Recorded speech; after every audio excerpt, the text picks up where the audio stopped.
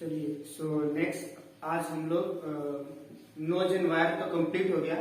अब हम लोग ऑरिफिस मीटर के बारे में डिस्कस करेंगे। Flow through orifice meter, clear है? तो जो नोज था और हमारा जो ऑरिफिस है, दोनों में अगर आप हम लोग डेफिनेशन देखेंगे तो बहुत ही ज्यादा सिमिलरिटीज है, बट दोनों में ऑब्वियसली डिफरेंसेस है। तभी हम ऑरिफिस को अलग पढ़ते हैं और नोजेस को अलग पढ़ते हैं। तो पहले हम लोग ऑरिफिस की डिफिनेशन देखते हैं, देन हम लोग कंपैरिजन करेंगे नोज और ऑरिफिस के बारे में कि कैसे वो एक दूसरे से डिसिमिलर है। तो देखिए, अगर हम ऑरिफिस मीटर का बात करें तो ये क्या हो जाएगा, it is an opening having a close perimeter. देखिए यहाँ पे स्पेशल एक वर्ड लिखा गया है, क्लोज पेरीमीटर। क्लोज पेरीमीटर मतलब ये जो ओपनिंग होगा वो बहुत ज्यादा बड़ा नहीं होगा। जैसे नोज के केस में उसका जो विड्थ रहता था, या ये बोलना चाहिए कि वो एक बड़ा ओपनिंग हुआ करता था, जबकि ऑरिफिस मीटर के केस में क्या होगा, ये क्लोज पेरीमीटर होगा। मतलब जो ओपनिंग होगा एज कंपेयर टू टैंक, वो बहुत छोटा सा ओपनिंग दिया जाता है। तो opening having a close perimeter made in a wall और बॉटम ऑफ द टैंक। वो यहाँ भी हो सकता है, उसके साइड बॉटम पे भी ये ऑरिफिस हो सकता है, या उसके बॉटम पे भी हो सकता है। जबकि नोज के केस में क्या होता था, वो हमेशा साइड ऑफ द वॉल पे दिया जाएगा। तो ऑरिफिस मीटर क्या हो गया, it is an opening having a close perimeter. Close perimeter मतलब कि छोटा सा ओपनिंग दिया जाता है। एंड मेड इन वॉल और bottom of the tank containing fluid through which the fluid may be discharge. It is use for measuring the rate of flow. और जो नोज का काम होता था कि वो भी रेट ऑफ फ्लो को मेजर करता था, डिस्चार्ज को मेजर करता था, तो हमारा ऑरिफिस भी वही सेम काम करेगा। क्लियर है? तो ऑरिफिस क्या हो गया, ऑरिफिस का काम यही हो गया कि जो हमारा जो टैंक रहेगा, टैंक के या तो बॉटम में या उसके साइड में एक छोटा सा ओपनिंग दिया जाता है, जिसके थ्रू हमारा जो लिक्विड होता है वो वहां से मतलब कि फ्लो आउट होता है, और उसी फ्लो आउट को हम मेजर करेंगे जिससे हमें डिस्चार्ज मिलता है।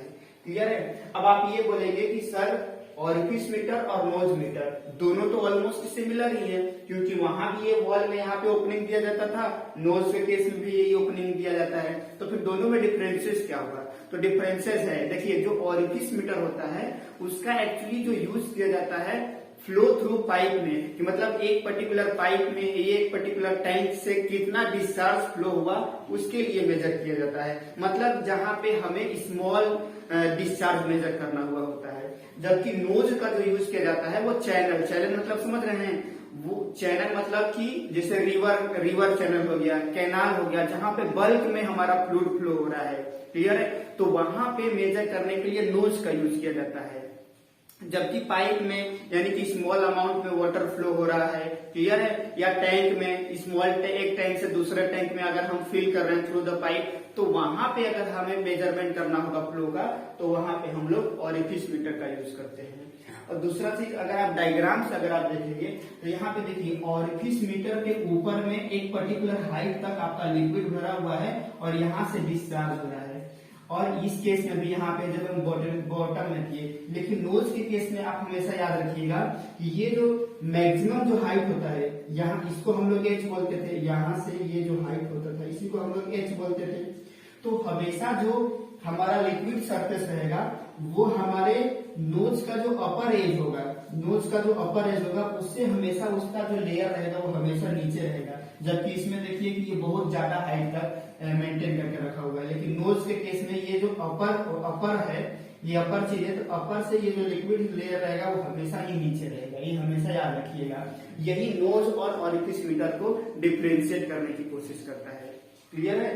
तो देख लेते हैं। ऑरिफिस मीटर का तो डेफिनेशन समझ में आ गया कि किसी भी टैंक के या तो साइड में या फिर बॉटम में एक क्लोज पेरीमीटर दिया जाता है, जिसके थ्रू हमारा जो लिक्विड होता है वो फ्लो होता है, और उस फ्लो के हेल्प से हम उस टैंक से कितना डिस्चार्ज हुआ उसका हम लोग मेजरमेंट करते हैं। क्लियर है? तो अगर हम दोनों में डिफरेंसेस देखें तो देखिए पहला डिफरेंस तो ये हो गया कि ऑरिफिस मीटर का यूज किया जाता है measurement the rate of flow through the pipe. मतलब एक पर्टिकुलर पाइप में एक स्मॉल ओपनिंग दे देंगे और वहां से हम लोग मेजर करेंगे कि उस पाइप में कितना फ्लो रेट हो रहा है, तो उसके लिए हम लोग ऑरिफिस मीटर का यूज करते हैं। जबकि अगर मेजरमेंट निकालना होगा, रेट ऑफ फ्लो का मेजरमेंट निकालना होगा, आपके जो चैनल होते हैं, मतलब कैनाल हो गया, रिवर हो गया, तो वहां पे हमें अगर रेट ऑफ फ्लो मेजरमेंट करना होगा तो उसके लिए हम लोग नोज एंड वायर का यूज करते हैं।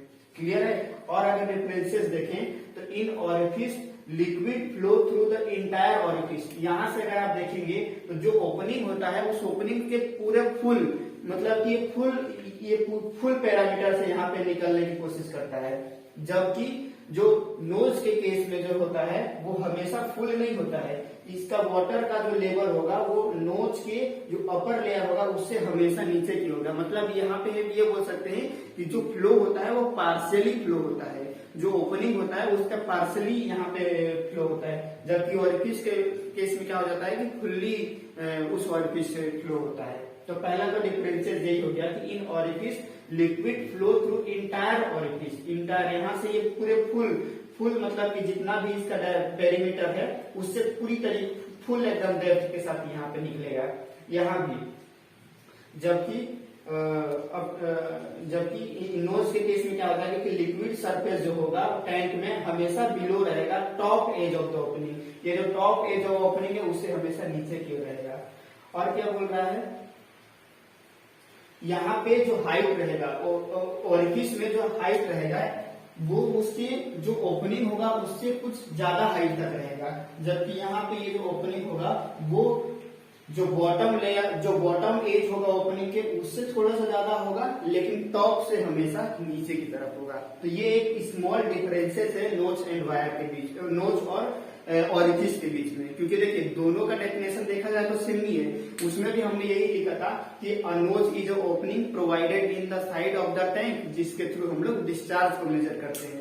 दोनों में ऑब्वियसली फिर डिफरेंसेस भी होना चाहिए, तो ये डिफरेंसेस यहाँ पे आपको क्लियर हो रहा होगा।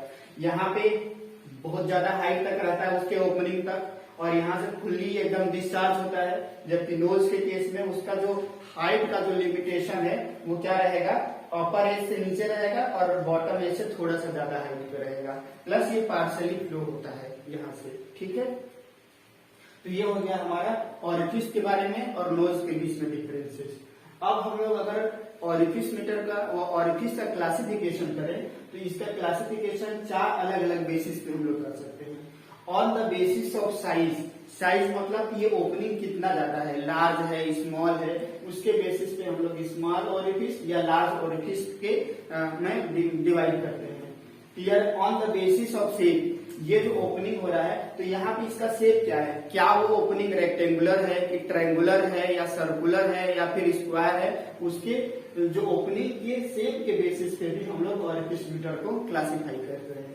दूसरा, on the basis of shape of stream edge of the orifice, मतलब ये जो ऑरिफिस है उसका यहाँ का एज कैसा है, ये शार्प एज है तो उसको बोला जाता है शार्प एज ओपनिंग। और अगर जैसे बेल होता है ना, बेल कैसा होता है कुछ इस तरीके से होता है, तो यानी कि स्मूथली अगर हम यहाँ पे एंट्री अगर प्रोवाइड कर रहे हैं वाटर के लिए तो उसको हम लोग बोलते हैं बेल माउंटेड ऑरिफिस। ठीक है, तो मतलब shape of the upstream edge of the orifice के बेस पे भी हम लोग ऑरिफिस मीटर को डिफाइन करते हैं या क्लासिफाई करते हैं। और चौथा हो जाएगा on the basis of discharge condition, कि यानी कि अगर यहाँ से डायरेक्टली आप यहाँ पे एटमॉस्फेयर को अगर आप रिलीज कर दे रहे हैं तो इसको बोला जाता है फ्री डिस्चार्जिंग ऑरिफिस। और अगर यहाँ पे हम लोग क्या करेंगे कि एक दूसरा यहाँ पे एक टैंक लगा देंगे, मान लीजिए कि एक और यहाँ पे टैंक लगा दिए और यहाँ पे ऑलरेडी यहाँ पे लिक्विड भरा हुआ है और यहाँ से हम लोग अलाउ कर रहे हैं वाटर को, तो ऐसे केस में हम लोग बोलेंगे कि ये हमारा क्या हो गया, एक तरीके से सबमर्ज डिस्चार्ज ऑरिफिस। मतलब डायरेक्ट एटमॉस्फेयर को आप रिलीज करेंगे तो फ्री डिस्चार्जिंग ऑरिफिस हो जाएगा। और वही यहाँ पे मान लीजिए एक और टैंक लगा दिए और जहाँ पे ऑलरेडी लिक्विड भरा हुआ है और वहां से ये डिस्चार्ज करने की कोशिश कर रहा है, यहाँ तक मान लीजिए लिक्विड यहाँ तक है, इसका जाता है तो ऑब्वियसली यहाँ से निकल के यहाँ आएगा और एक कॉमन लेयर दोनों एक दूसरे को मेंटेन करने की कोशिश करेंगे। तो ऐसे डिस्चार्ज को हम लोग क्या बोलेंगे, सबमर्ज डिस्चार्ज ओपनिंग। चाहे तो हम लोग यहाँ पे इसका डायग्राम बना भी सकते हैं।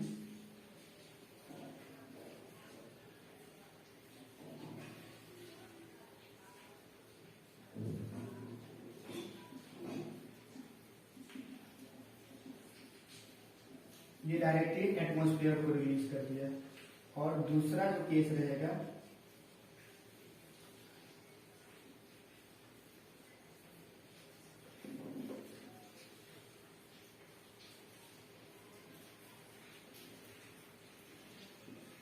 मान लेते हैं इसमें लिक्विड का हाइट यहाँ तक है, तो यहाँ से हमारा जो वाटर है वो रिलीज होगा और यहाँ तक लिक्विड है, तो ये हमारा हो जाएगा क्या, सबमर्ज ऑरिफिस मीटर। इसका हाइट मान लीजिए h1 है और इसका जो हाइट यहाँ से लेके यहाँ तक जो है h2। क्लियर? ये h1 h2 में डिफरेंस के कारण हमारा क्या रहेगा, लिक्विड हमारा एक दूसरे से ट्रांसफर होंगे, तो ये हमारा क्या हो जाएगा, सबमर्ज डिस्चार्ज ओपनिंग। ठीक है, तो ऑरिफिस मीटर क्या होता है, नोज और ऑरिफिस में क्या डिफरेंसेस है और उसका 4 अलग अलग बेसिस जिसपे हम उसको क्लासिफाई करते हैं उसको हमने यहाँ पे देखा। ठीक है, चलिए ठीक है, तो नेक्स्ट क्लास में नेक्स्ट स्लाइड में हम लोग इसके आगे का देखते हैं।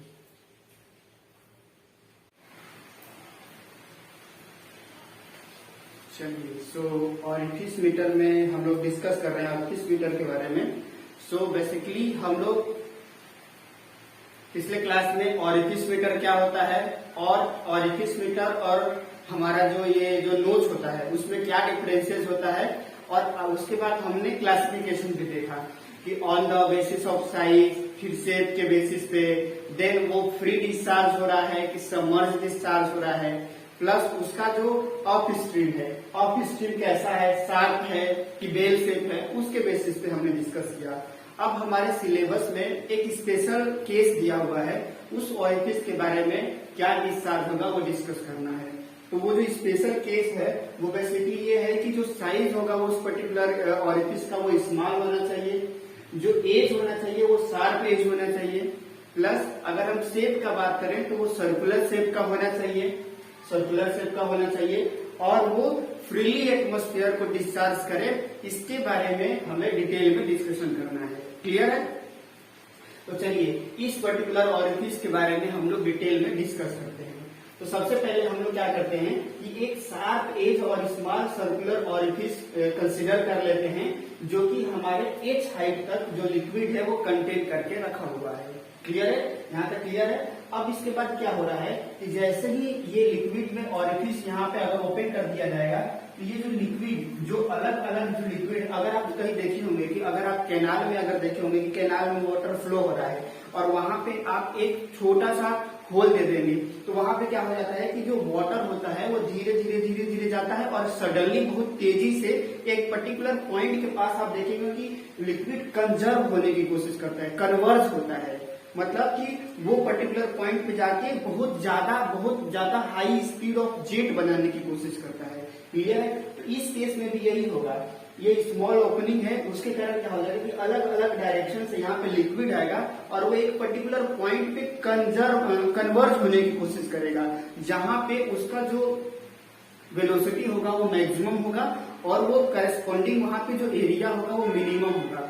तो वैसे पॉइंट जहां पे हमारा वेलोसिटी बहुत ज्यादा हो जाता है और वहां पे एरिया मिनिमम हो जाता है, उस पर्टिकुलर पॉइंट को वेना कॉन्ट्रैक्टा के नाम से जाना जाता है। क्लियर है?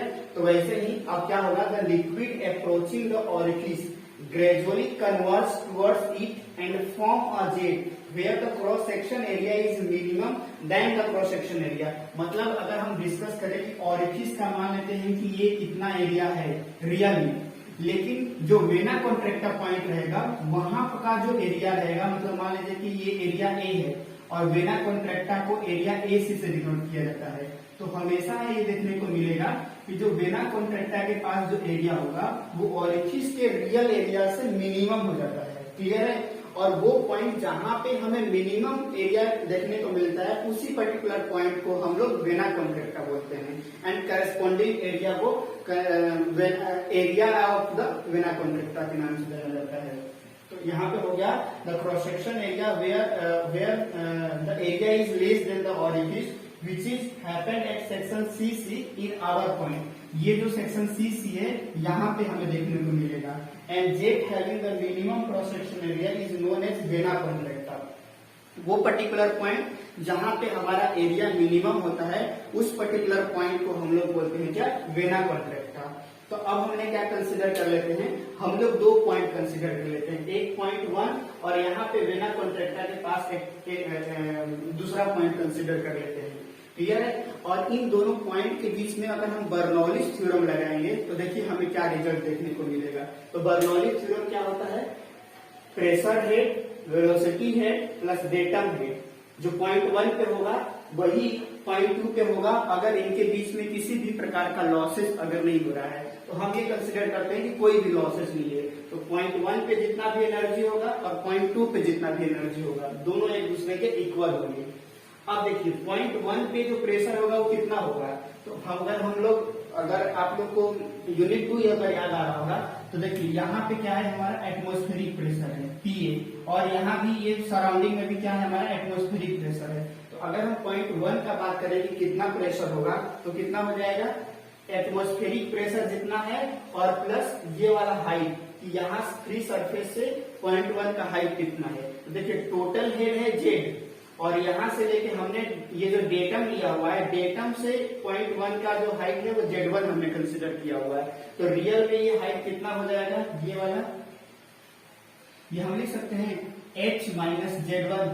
तो रियल में प्रेशर कितना हो जाएगा, रो जी, अगर रो इस डेंसिटी, इस पर्टिकुलर लिक्विड का डेंसिटी है तो रियल में पॉइंट 1 पे प्रेशर कितना हो जाएगा, P atmospheric plus rho into G और प्लस हाइट, और टोटल हाइट कितना है फ्री सरफेस से पॉइंट 1 का H minus Z1। Total height है आपका H और यहाँ से लेके यहाँ तक का हाइट है क्या, Z1। तो ये वाला हाइट कितना हो जाएगा, H माइनस Z1 डेटम के रिस्पेक्ट में।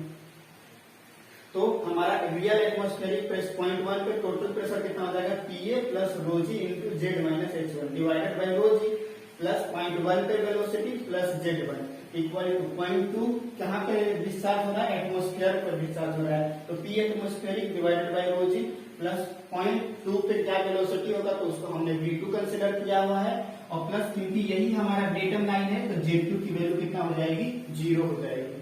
क्लियर है। तो जब हम इसको फर्दर सॉल्व करेंगे तो यहाँ पे देखिए P1 अपॉन रो जी और P1 अपॉन रो जी से कैंसिल आउट हो जाएगा, रो जी कट जाएगा। अल्टीमेटली यहाँ पे हमारा क्या बचेगा, H minus Z1 plus V1 square upon 2G plus Z1 equal to P atmospheric इससे तो कट गया है तो V2 अपॉन 2G। अब ये Z1 कट जाएगा तो हमारा फाइनल जो एक्सप्रेशन मिलेगा कि वेलोसिटी हेड वेलोसिटी का मतलब वेलोसिटी हेड पॉइंट 2 जो होगा वो पॉइंट 1 पे जो वेलोसिटी हेड होगा और प्लस टोटल जो हेड होगा उसके समेशन के बराबर हो जाएगा। अब हम इसको इक्वेशन नंबर 1 डाल देते हैं। अब क्योंकि हम लोग ये जानते हैं कि जो डिस्चार्ज होता है वो डिस्चार्ज हमेशा कांस्टेंट रहता है हर एक सेक्शन पे, अगर वो स्टेडी स्टेट फ्लो है तो हम ये बोल सकते हैं कि पॉइंट 1 पे जो डिस्चार्ज होगा, और डिस्चार्ज का फॉर्मूला क्या होता है, एरिया इंटू वेलोसिटी, वही पॉइंट 2 के बराबर होगा। तो यहाँ से इस पर्टिकुलर रिलेशन से हम निकाल सकते हैं कि V1 की value in terms of V2, और देखिए पॉइंट 2 पे जो एरिया है वो A2 है, जिसको कि हम लोग अगर चाहें तो AC भी डिनोट कर सकते हैं। वहां वेयर AC क्या बता रहा है, एरिया एट वेना कॉन्ट्रैक्टा, तो AC, तो A2 के जगह पे हमने यहाँ पे AC लिख दिया। तो अब ये V1 की वैल्यू को अगर हम इक्वेशन नंबर 2 में पुट कर देंगे और अगर इस इक्वेशन को सॉल्व करेंगे तो हमें V2 मिलेगा, V2 equal to root 2GH divided by 1 minus AC divided by A1 का होल स्क्वायर। यही होगा हमारा क्या, वेलोसिटी एट पॉइंट 2। और अगर फाइनली अगर हमें ये पता करना होगा, क्योंकि देखिए हमने यहाँ क्या लिखा, डिस्चार्ज निकालना है, तो हमारा अल्टीमेटली डिस्चार्ज कितना हो जाएगा, डिस्चार्ज हो जाएगा पॉइंट 2 पे हमें ऑलरेडी एरिया पता है जो कि AC के बराबर है, area at vena contracta into point 2 पे जो वेलोसिटी है उसे मल्टीप्लाई कर देंगे। तो अल्टीमेटली हमें क्या मिलेगा, AC into root 2GH divided by 1 minus AC upon A1 का होल स्क्वायर।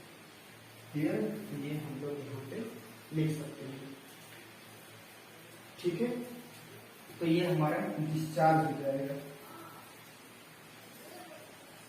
ठीक है, अब इसी के बेसिस पे AC अपॉन A1 और इसके ऊपर में कुछ कोफिशिएंट आता है, coefficient of vena contracta, coefficient of velocity, coefficient of discharge, तो उसको भी हम लोग यहीं पे डिटेल में मतलब नेक्स्ट स्लाइड में डिस्कस कर लेते हैं। तो उसके पहले होप आपको ये वाला जो डायग्राम है, मतलब ये जो डेरिवेशन है वो समझ में आ गया होगा। बस करना कुछ नहीं है, ये पर्टिकुलर एक पर्टिकुलर शेप ले लेना है जो दिया हुआ है, small sharp edge and circular orifice. वहां से हमें ये शो करना है कि कैसे हम पॉइंट 2 पे वेलोसिटी हम लोग निकाल सकते हैं। क्लियर है? और फाइनली हम लोग फिर लास्ट में जो कोफिशिएंट हमारा जो 3 अलग अलग कोफिशिएंट है उनके बीच में क्या रिलेशन है वो देख लेते हैं।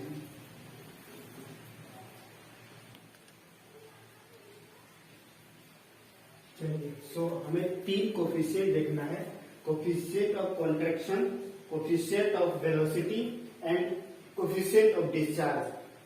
तो इन तीनों के बारे में हम लोग देख लेते हैं। तो देखिए कोफिशिएंट ऑफ कॉन्ट्रैक्शन क्या होता है कि ये रेशियो होता है area at the vena contracta to the actual area of the orifice. Area of the vena contracta, तो ये क्या हो गया, area Z at the vena contracta to area of the orifice. मतलब रियल में ऑरिफिस का क्या एरिया है, और प्लस जब हमारा जो ये जो लिक्विड है, ये पर्टिकुलर लिक्विड है जो एक पर्टिकुलर पॉइंट पे जाके कन्वर्ज हो जा रहा है, और जो एक पॉइंट 2 पे एक जेड फॉर्म कर रहा है जहां पे एरिया मिनिमम हो रहा है, तो उस पर्टिकुलर पॉइंट को हम लोग क्या बोलते थे, वेना कॉन्ट्रैक्टा पॉइंट। तो वहां पे क्या एरिया है और प्लस रियल में क्या ऑरिफिस का एरिया है, दोनों के रेशियो, तो ऑब्वियसली हमारा सीसी क्या हो जाएगा, 1 से कम होगा, क्योंकि एसी हमेशा ए से कम होगा। तो इनके बीच के जो रेशियो जो होगा इसी को हम लोग क्या बोलते हैं, कोफिशिएंट ऑफ वेना कॉन्ट्रैक्टा। मतलब कि कितना पॉइंट, कितना एरिया हमारा कम हो रहा है उस यहाँ पे पॉइंट 2 पे, वही बताने की कोशिश कर रहा है। क्लियर है? तो एरिया ऑफ वेना कॉन्ट्रैक्टा समझ में आ गया क्या हो गया, it is a ratio between the area at vena contracta to the area of the orifice. तो ये क्लियर हो गया। अब कोफिशिएंट ऑफ वेलोसिटी, ये हम लोग ऑलरेडी डिस्कस किए हुए हैं, यहाँ पे एक बार और देख लेते हैं। तो ये क्या होता है, it is the ratio between the actual velocity vena contracta के पास क्या है, प्लस थ्योरेटिकल वेलोसिटी उस पर्टिकुलर ऑरिफिस से कितना मैक्सिमम थ्योरेटिकल वेलोसिटी हम लोग ऑब्टेन करते हैं। और थ्योरेटिकल वेलोसिटी किसके ऊपर डिपेंड करता है, हेड के ऊपर डिपेंड करता है, जिसकी वैल्यू क्या होती है, √2gh होती है। मतलब v एक्चुअल जो v थ्योरेटिकल जो होता है √2gh होता है। तो एक्चुअल कोफिशिएंट ऑफ वेलोसिटी क्या हो जाएगा हमारा, it is ratio between the actual velocity at the vena contracta, point 2 पे हमें रियल में कितना वेलोसिटी मिल रहा है, डिवाइडेड बाय थ्योरेटिकल वेलोसिटी, जिसकी वैल्यू होती है √2gh। मतलब अगर आपको h पता हो तो आप ये निकाल सकते हैं कि इस पर्टिकुलर जेड से कितना थ्योरेटिकल वेलोसिटी ऑब्टेन हो सकता है। थ्योरेटिकल वेलोसिटी मतलब कि बिना किसी लॉस का, कोई लॉस हो नहीं ना। क्लियर है? और इसको हम लोग कैसे निकाल सकते हैं, ये भी मैं आपको चाहे तो बता सकते हैं। जैसे सपोज करिए ये पॉइंट 1 है और ये पॉइंट 2 है, तो पॉइंट 1 के ऊपर में यहाँ पे अगर टोटल एनर्जी बर्नौलीज थ्योरम लगाए तो क्या हो जाएगा, प्रेशर, तो Pa/ρg प्लस वेलोसिटी। अब यहाँ पे एक टैंक है, तो यहाँ पे तो वाटर ऑलरेडी स्टैटिक ही रहेगा, तो वहां पे वेलोसिटी तो हमारा 0 होने वाला है, तो वेलोसिटी 0 प्लस अगर हम इसको डेटा मान रहे हैं, तो डेटा मान रहे हैं तो यहाँ पे जो टोटल हेड होगा वो किसके बराबर होगा, पोटेंशियल एनर्जी किसके बराबर होगा, h के बराबर होगा। वो किसके बराबर हो जाएगा, पॉइंट 2 पे प्रेशर, तो Pa/ρg प्लस पॉइंट 2 पे कुछ न कुछ वेलोसिटी होगा, तो v²/2g, और प्लस क्योंकि ये पॉइंट यहाँ पे हम इसी को हम लोग डेटा माने हैं, तो ये वाला जो हेड हो जाएगा ये 0 हो जाएगा, तो अल्टीमेटली ये और ये कट जाएगा, तो h इक्वल टू क्या मिलेगा हमें, v²/2g। तो अगर हमने यहाँ पे देखिए कोई भी लॉसेस नहीं कंसिडर किया है, जो पॉइंट 1 पे जितना भी अमाउंट ऑफ एनर्जी था उसी को इक्वेट कर दिया पॉइंट 2 पे, तो यहाँ पे कोई लॉसेस नहीं हुआ, तो रियल में हमारा वेलोसिटी क्या मिल गया, √2gh मिला। और इसी वेलोसिटी को बोला जाता है थ्योरेटिकल वेलोसिटी, मतलब वो वेलोसिटी जहां विदाउट एनी लॉस हमें ऑब्टेन हो रहा है वो पर्टिकुलर वेलोसिटी, तो उसी पर्टिकुलर वेलोसिटी को थ्योरेटिकल वेलोसिटी कहते हैं। तो वही कोफिशिएंट ऑफ वेलोसिटी क्या हो गया, it is ratio between the actual velocity vena contracta पे क्या मिल रहा है प्लस थ्योरेटिकल वेलोसिटी हमारा क्या है, उसका रेशियो हमारा बताता है कोफिशिएंट ऑफ वेलोसिटी। तो ये दोनों समझ में आ गया, coefficient of contraction and coefficient of velocity. अब एक और होता है कोफिशिएंट ऑफ डिस्चार्ज, जिसको कि हम लोग सीडी से डिनोट करते हैं। ठीक है, तो अब ये क्या बताता है, इट इज, ये रेशियो होता है एक्चुअल कितना डिस्चार्ज हुआ ऑरिफिस मीटर से प्लस थ्योरेटिकल कितना मैक्सिमम डिस्चार्ज हो सकता था। तो सीडी क्या हो जाएगा हमारा, actual discharge from the orifice to the theoretical discharge from the orifice.